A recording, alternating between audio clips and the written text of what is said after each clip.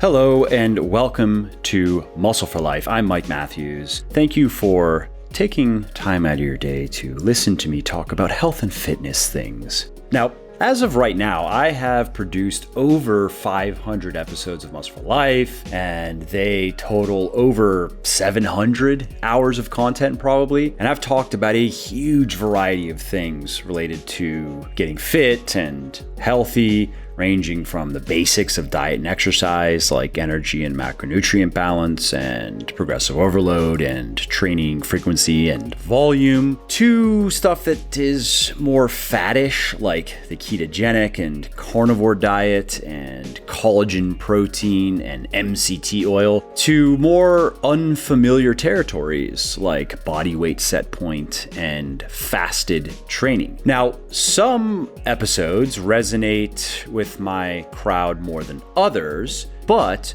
all of them contain at least a few key takeaways that just about anyone can benefit from. At least that's what I tell myself. And as cool as that is, it also poses a problem for you, my dear listener. Ain't nobody got time for that. 500 plus episodes, 700 plus hours. I mean, some people do actually make the time to listen to most or even all of my podcasts, but according to my wizbang analytic software, many listeners do tune in on a regular basis, but they definitely do not catch every installment of the show and thus miss out on insights that could help them get a little bit better inside and outside the gym. And people have also been telling me that they would like me to do more shorter multi-topic episodes like my Q&As, stuff that is more easily consumed during a commute, for example. And so I got an idea. Why not do a best of series of podcasts that contains a few of the most practical and compelling ideas, tips, and moments from my most popular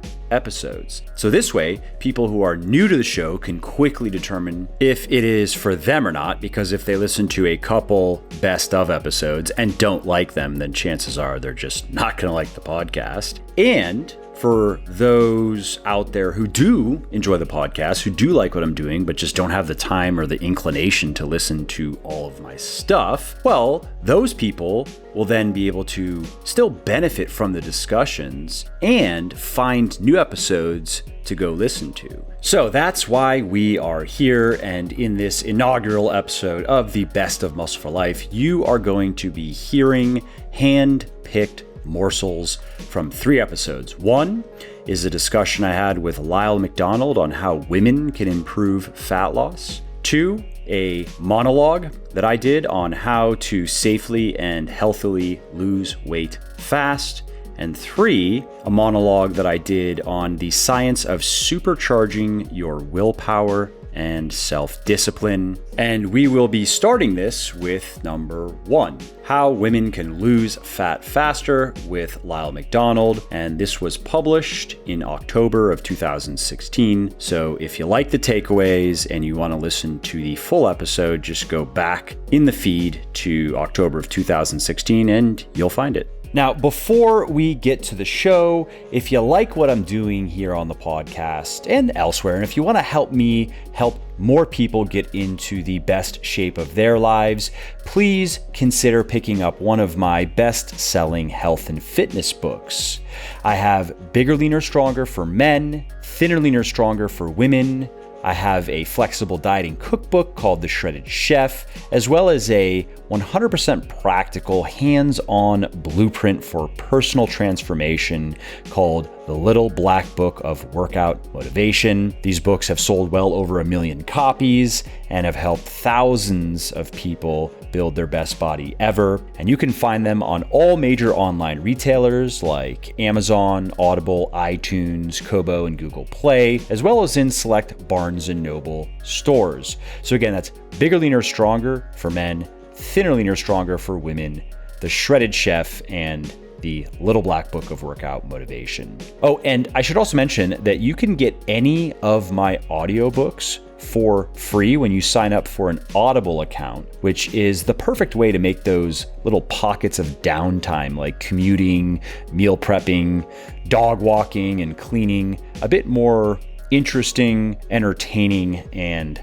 productive. And if you want to take Audible up on that offer and get one of my audiobooks for free, just go to legionathletics.com/audible and it'll forward you over, and then you can sign up for your account. I know women that if they want to get back to their pre-pregnancy weight, they just keep calories at maintenance, and it just drops off like crazy. So that's one of the the big reasons. There's also some just different in fat storage patterns. There's differences in how women store fat. So after a meal, high-fat meal, men tend to burn more fat for energy. More of it sits in the bloodstream, which is actually why men are more likely to have heart attacks. Men tend to store fat more in visceral abdominal fat, which is bad, and that it's correlated with health risk, but it's good in that it's very easy to mobilize. Anyone that starts exercising, they feel leaner but don't look any different, and it's because that visceral fat's coming off. And just to clarify for the readers, so visceral fat is you have fat under your skin, subcutaneous, and visceral kind of covers your organs. And when you see the big pot belly where it's a lot of fat under the... Right, and you touch it, and it's just really physically hard to the touch. Women can get that too. It's interesting, as women get extremely overfat, and here we're talking 50% body fat, there's the fat cells in the lower body kind of run out of room, and they start to develop a more male-like fat pattern. In men, it's the opposite. As men gain a lot of body fat, they tend to get hip and thigh fat. So obesity sort of shifts women towards men and men towards women. So that's a big part of it. There's even some evidence if women are fed a very high-fat meal, the calories go directly to the lower body fat. There's an old saying among women that, a minute on the hips, a minute on the lips, a lifetime on the hips, and it's actually true. A final issue with that is, surprisingly, when scientists have looked at this, women and men actually both store initially a lot of the fat in their abdominal subcutaneous fat. And this really raised a big question. Well, if that's the case, why do women get hip and thigh fat in the long term? What happens is after that storage, it eventually starts to mobilize. And if it's not burned, women repartition fat from the abdominal area into the hips and thighs. Interesting. So it kind of starts there and then it shifts down. Right. So as long as you burn it off and stay in energy balance, it doesn't happen. Yeah. But in the long term, women's body, and there's an old claim that nobody believed, that women who were dieting would lean out in their upper body and their hips and thighs would get fatter. And actually, there's some truth to that. Because women's bodies can pull it out of the upper body, and if it doesn't get burned off for energy, it goes to the hips and thighs. Yeah, and in many cases with workouts, probably in all cases, you're going to mobilize more than you're going to burn, depending on what you're doing, at least. Right.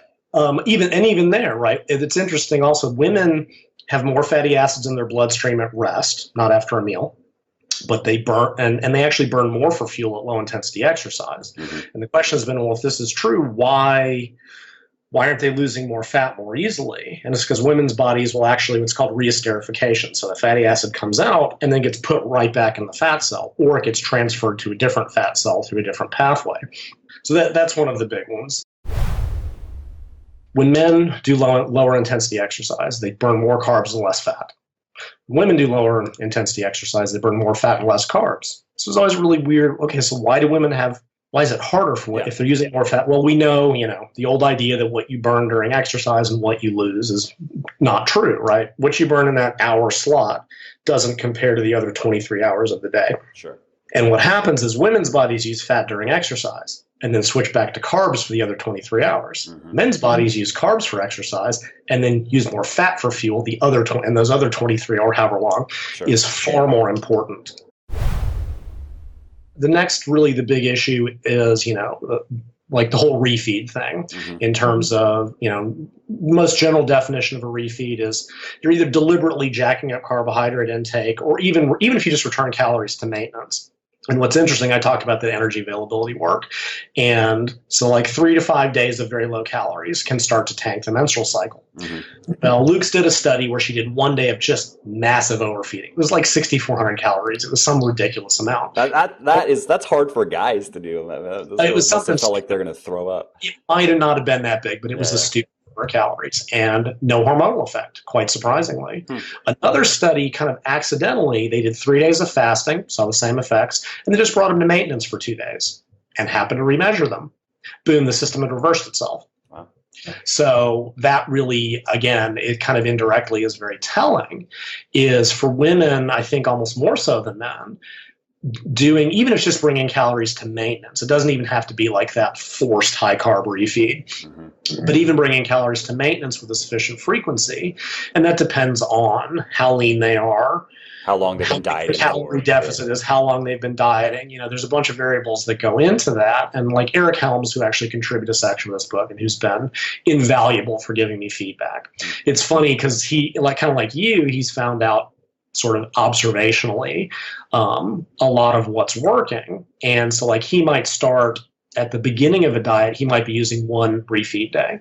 Yeah. Athletes also have the issue, if you're depleting glycogen, that's great for fat loss. Eventually your performance tanks. Absolutely. You have to find that balance. Eventually you do have to refill muscle glycogen to get through your weight training workouts. Again, it's not nearly as important for weightlifting as it is for an endurance athlete doing 2 hours a day. You're rotating body parts. It's Alan Aragon wrote that great article on, is the post-workout anabolic window relevant? And for most people, it's not. If you're an athlete doing 2 a days within 6 hours, it's hugely important. Physique athletes, typically not. So he might use one refeed for the first block of dieting, take a break. The full diet break I wrote about so many years ago, he might be 2 days of maintenance. And then towards the end, it might be 3. And he adjusts the deficit days to keep the weight loss where he needs. But it's just a very logical approach to it. He's coupled that with, I don't know if you've ever talked or written about this, intermittent caloric restriction. It's kind of this new model of dieting that they're using in the obese individuals. It's kind of it's kind of related to intermittent fasting. And what they're doing is, rather than just straight calorie restriction, minus 30% every day, they're using big deficits 3 to 4 days a week, and then letting people come back to maintenance every so often. And the variations they've done, an 11 and 3 cycle, they've done kind of random. So you might do 3 days of very hardcore deficit and then a day of maintenance. And they find that the maintenance day doesn't really go off the rails. And even if it goes up by 10%, and they use just eating intuitively? Yes, just eating ad lib. And so, and what they're doing, they call it fasting in the literature, and this is for obese individuals, but they're giving them 25% of maintenance, mostly protein. But do the math, that's a 75% deficit for 3 days. Wow. Even if you're at 110%, even you're 10% above maintenance on day 4, your effective deficit is still about 30 or 40%. All right, well, that's it for Lyle McDonald's Fat Loss Tips for Women. Again, if you liked the takeaways and you want to go listen to the full episode, it was published in October 2016, so you can just go find it and check it out. Before we continue, if you like what I'm doing here on the podcast and elsewhere, and if you want to help me help more people get into the best shape of their lives, please do consider picking up one of my best-selling health and fitness books. My most popular ones are Bigger, Leaner, Stronger for men, Thinner, Leaner, Stronger for women, my flexible dieting cookbook, The Shredded Chef, and my 100% practical hands-on blueprint for personal transformation, The Little Black Book of Workout Motivation. Now, these books have sold well over 1 million copies and have helped thousands of people build their best body ever. And you can find them anywhere online where you can buy books, like Amazon, Audible, iTunes, Kobo, and Google Play, as well as in select Barnes & Noble stores. So again, that is Bigger, Leaner, Stronger for men, Thinner, Leaner, Stronger for women, The Shredded Chef, and The Little Black Book of Workout Motivation. Oh, and one other thing is, you can get any one of those audiobooks 100% free when you sign up for an Audible account. And that's a great way to make those pockets of downtime, like commuting, meal prepping, and cleaning, more interesting, entertaining, and productive. Now, if you want to take Audible up on that offer and get one of my audiobooks for free, just go to legionathletics.com/audible and sign up for your account. All right, moving on to the next batch of takeaways from the next episode, which is called How to Safely and Healthily Lose Weight Fast. Now, this was published back in July of 2018, so if you like what you hear and you want to listen to the entire discussion, just go back to July of 2018 in the feed and look for How to Safely and Healthily Lose Weight Fast. Another reason why people struggle to lose weight quickly is when you restrict your calories to lose fat, your body sets out to decrease energy expenditure and increase intake. In other words, your body wants to erase the calorie deficit, the energy deficit that you've created, and it wants to balance calorie intake with output. It wants to stop the weight loss because the reality is losing fat requires that you force your body to do something that you don't want to do. It requires mild and prolonged starvation. Really, that is what you are doing when you're losing fat. And in the spirit of self-preservation, your body has defense mechanisms, so to speak, that it can use to fight back. And these defense mechanisms can slow down fat loss, especially as you get leaner and leaner. And if you want to learn more about this, head over to muscleforlife.com and search for starvation mode and read the article that I wrote on that. Now, the litmus test of any type of diet or exercise routine is twofold. First, does it work for you? And two, is it sustainable? These are the two key questions you have to ask yourself. And the first point is obvious. No matter how good, theoretically or even scientifically, a diet or exercise program is or sounds, no matter how famous its creator is or how many books it has sold, if it doesn't work for you, if it doesn't deliver the type of results that you're looking for, you need to move on. You need to find something else. Because in the end, the best diet is one that meets certain parameters. There are certain non-negotiable factors like energy balance and macronutrient balance and so forth. But outside of that, the best diet is the one that is going to work for you. And the second point here, sustainability, is less obvious, but it is equally important because if a program can get results, but it can't be sustained over the long term, whether due to complexity, difficulty, or anything else, it too should be abandoned because while you can lose a lot of weight with a crash or starvation diet, what happens next? As you know, many people just gain all the weight or even more back. They also suffer along the way. And the same thing goes for very grueling exercise routines. Sure, these types of workout programs can supercharge your fat loss and muscle gain, but they can also burn you out. And that's why we want to go for the sweet spot. We want consistent, encouraging results without any of the pain or misery that most people go through when trying to get fit. Okay, that's it for the key takeaways from How to Safely and Healthily Lose Weight Fast. Again, if you liked them and you want to listen to the entire episode, it was published in July of 2018, so you can just go find it. Last up, we have an episode called The Science of Supercharging Your Willpower and Self-Discipline. Now, this one was published in August of 2017, and let's get to the highlights.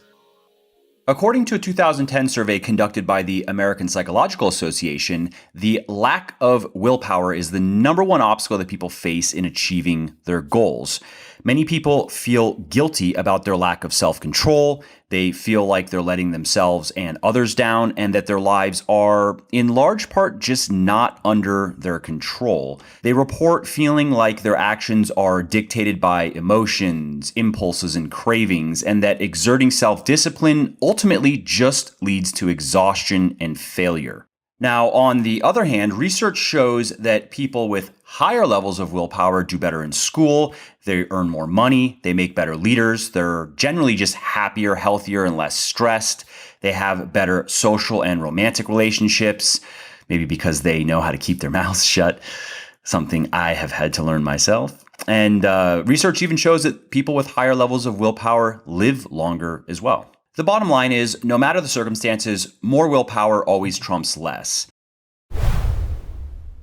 And I'm going to start here with a question. So what do we really mean when we say that somebody has or lacks willpower? Of course, what we're usually referring to is their ability or inability to, say, no. So they're supposed to study for an exam, but instead they accept the invitation to the movies, or they're trying to lose 10 pounds, but they just couldn't say no to the apple pie. They have trouble saying, I won't do that. That's one aspect of willpower, but there are two others, and they are I will and I want. So I will power is the other side of the I won't coin. It's the ability to do something when you don't want to, like grinding out that workout when you're tired, or paying the overdue bill, or burning the midnight oil on that work project. And the I want part of willpower is the ability to remember the why when temptation strikes. That's the long-term goal and the thing that you really want more than the fast food or the credit card debt. Research shows that our beliefs, our ideas, our feelings are greatly determined by our actions, not the other way around, as many people think it works. In other words, if you want to change how you feel or how you think about something or some aspect of your character, no matter how deep-seated, the easiest way to do it is to simply change your actions, to align your actions to the way that you want to think, feel, or be.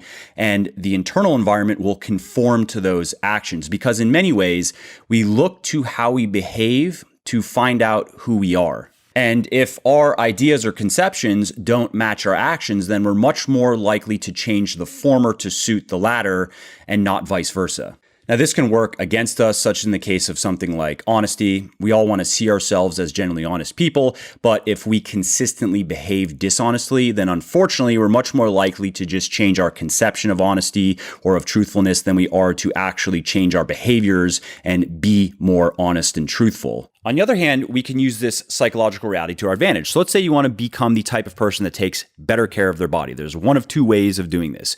One way is first trying to change your mind about being healthier, trying to change your perception of eating healthy or of exercising, and trying to work it out internally before you actually do anything. That's one way. And the other way is simply starting to do the things that somebody that takes good care of their body does, regardless of how you feel about them or think about them. Just do them consistently, and then let your mind conform to your actions. And the latter is far more effective, far more effective. So much so that I would say the former is completely ineffective. So the latter really is the only way to do it and make it stick.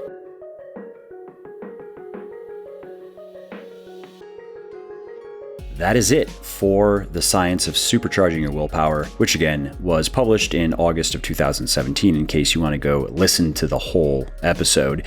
And that's also it for this first installment of the Best of Muscle for Life. Please do reach out and let me know what you thought. Is this something that you think I should keep doing? Send me an email, mike@muscleforlife.com. All right, well, that's it for today's episode. I hope you found it interesting and helpful. And if you did, and you don't mind doing me a favor, could you please leave a quick review for the podcast on iTunes or wherever you are listening from? Because those reviews not only convince people that they should check out the show, they also increase the search visibility and help more people find their way to me and to the podcast and learn how to build their best body ever as well. And of course, if you want to be notified when the next episode goes live, then simply subscribe to the podcast in whatever app you're using to listen, and you will not miss out on any of the new stuff that I have coming. And last, if you didn't like something about the show, then definitely shoot me an email at mike@muscleforlife.com and share your thoughts. Let me know how you think I could do this better. I read every email myself, and I'm always looking for constructive feedback. All right, thanks again for listening to this episode, and I hope to hear from you soon.